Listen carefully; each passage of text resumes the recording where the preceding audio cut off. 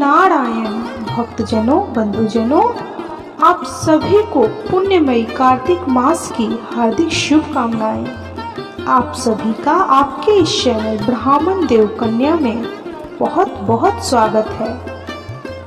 आज हम इस वीडियो में कार्तिक मास महात्म्य के 5वें अध्याय का श्रवण करेंगे। तो बोलिए जय श्री कृष्णा, जय श्री कृष्णा, जय श्री कृष्णा। इससे पहले 4 अध्याय तक की कथा अपलोड की जा चुकी है, उसका लिंक डिस्क्रिप्शन में दिया गया है। यदि आपने नहीं सुना है तो कृपया उन कथाओं का भी श्रवण अवश्य कर लें। तो चलिए 5वें अध्याय की कथा शुरू करते हैं। बोलिए जय श्री कृष्णा। 5वें अध्याय में हम कार्तिक महात्म्य के प्रसंग में राजा चोल और विष्णुदास की कथा सुनेंगे। नारद जी कहते हैं, नारायण नारायण। इस प्रकार विष्णु पार्षदों के वचन सुनकर धर्मदत्त को बड़ा आश्चर्य हुआ।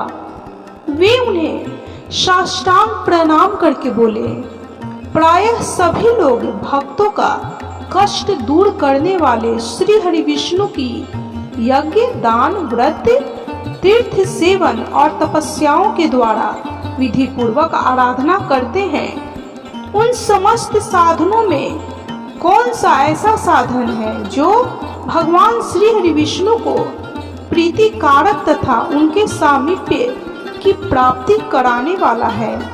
किस साधन का अनुष्ठान करने से उपयुक्त सभी साधनों का अनुष्ठान स्वतः हो जाता है? दोनों पार्षदों ने कहा, हे ब्राह्मण, तुमने बहुत उत्तम बात पूछी है। अब एकाग्रचित होकर सुनो। हम इतिहास सहित प्राचीन वृत्तांत का वर्णन करते हैं। पहले कांचीपुरी में चोल नामक एक चक्रवर्ती राजा हुए। उनके अधीन जितने देश थे वे भी चोल नाम से ही विख्यात हुए।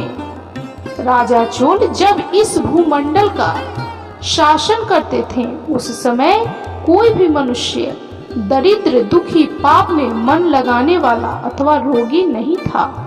उन्होंने इतने यज्ञ किए थे कि जिनकी कोई गणना नहीं हो सकती।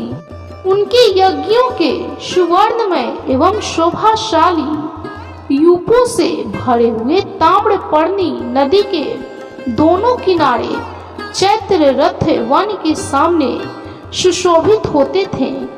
एक समय की बात है, राजा चोल अनंत शयन नामक तीर्थ में गए, जहां जगदीश्वर भगवान श्री हरि विष्णु योग निद्रा का आश्रय ले सो रहे थे। वहां लक्ष्मी रमन भगवान श्री हरि विष्णु के दिव्य विग्रह की राजा ने विधि पूर्वक पूजा की। मणि, मोती तथा सुवर्ण के बने हुए सुंदर फूलों से पूजन करके उन्होंने भगवान को साष्टांग प्रणाम किया। प्रणाम करके वे ज्यों ही बैठे उसी समय उनकी दृष्टि भगवान के पास आते हुए एक ब्राह्मण पर पड़ी जो उन्हीं की कांची नगरी के निवासी थे। उनका नाम विष्णुदास था। वे भगवान की पूजा के लिए अपने हाथ में तुलसी दल और जल लिए हुए थे। निकट आने पर उन ब्रह्म ऋषि ने विष्णु सूक्त का पाठ करते हुए देव देव भगवान को स्नान कराया और तुलसी की मंजरी तथा पत्तों से विधिवत पूजा आराधना की।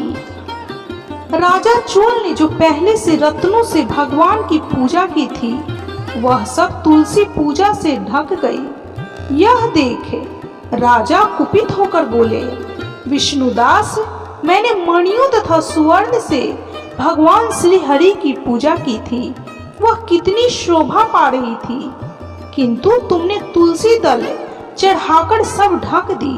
बताओ ऐसा क्यों किया?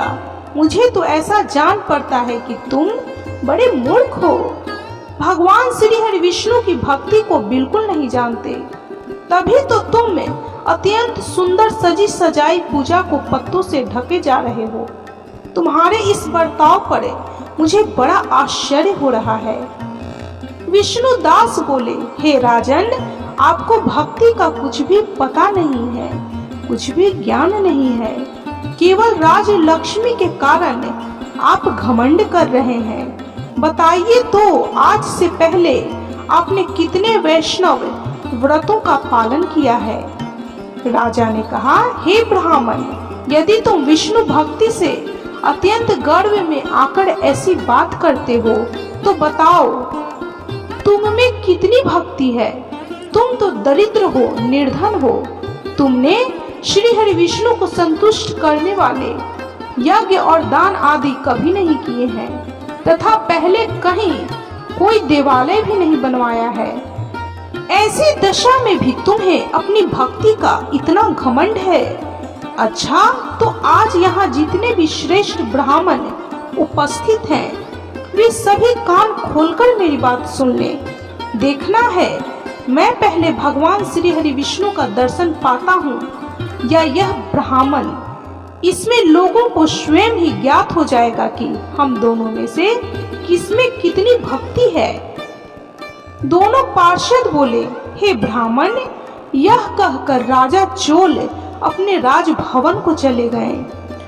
उन्होंने महर्षि मुद्रिल को आचार्य बनाकर वैष्णव यज्ञ का अनुष्ठान आरंभ किया, जिसमें बहुत से ऋषियों का समुदाय एकत्रित हुआ।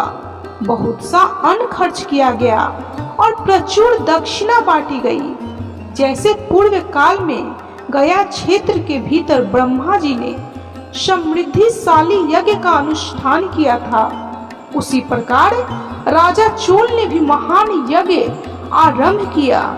उधर विष्णुदास भी वहीं भगवान के मंदिर में ठहर गए और श्री हरि विष्णु को संतुष्ट करने वाले शास्त्रोक्त नियमों का भली भांति पालन करते हुए सदा ही व्रत का अनुष्ठान करने लगे।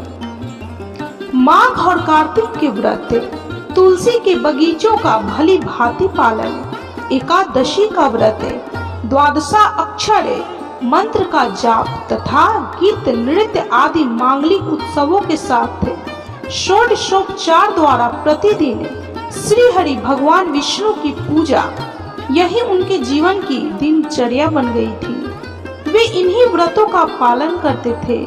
चलते, खाते और सोते समय भी उन्हें निरंतर भगवान श्री हरि विष्णु का स्मरण बना रहता था। वे समदर्शी थे और संपूर्ण प्राणियों में भगवान श्री हरि विष्णु को स्थित देखते थे। उन्होंने भगवान श्री हरि विष्णु के संतोष के लिए उद्यापन विधि सहित माघ और कार्तिक के विशेष नियमों का भी सर्वदा पालन किया।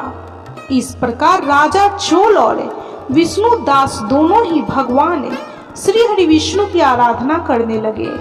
दोनों ही अपने अपने व्रत में स्थित रहते थे। दोनों की ही इंद्रियां और दोनों के ही कर्म भगवान में ही केंद्रित थे। इस प्रकार कार्तिक मास के 5वें अध्याय की यह कथा संपन्न हुई। तो बोलिए भगवान श्री हरि विष्णु की जय, माता लक्ष्मी की जय, माँ तुलसी की जय, भगवान नारायण की जय, समस्त देवी देवताओं की जय। भक्तजनों, बंधुजनों, इससे आगे की कथा हम कार्तिक मास महात्म्य के 6ठे अध्याय में सुनेंगे, तो 6ठे अध्याय का भी श्रवण अवश्य कीजिएगा।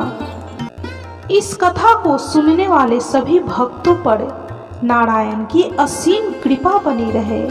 भगवान श्री हरि विष्णु इस कथा के श्रवण करने वाले सभी भक्तों पर अपनी कृपा दृष्टि दिखाएं। उनके जीवन में जो भी दुख हो, जो भी तकलीफ हो, उनके जन्म जन्मांतर के सभी दुखों को दूर करें। उनके जीवन में सुख, शांति, समृद्धि, पुत्र, पौत्र, धन, लक्ष्मी, यश, कृति प्रदान करें।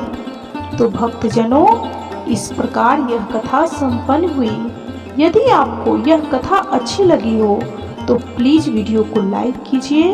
यदि चैनल पे नए हैं तो कृपया चैनल को सब्सक्राइब अवश्य कर लें। बेल आइकन को भी प्रेस करना बिल्कुल भी ना भूलें और कमेंट में जय श्री कृष्णा, श्री राधे कृष्णा अवश्य लिखें।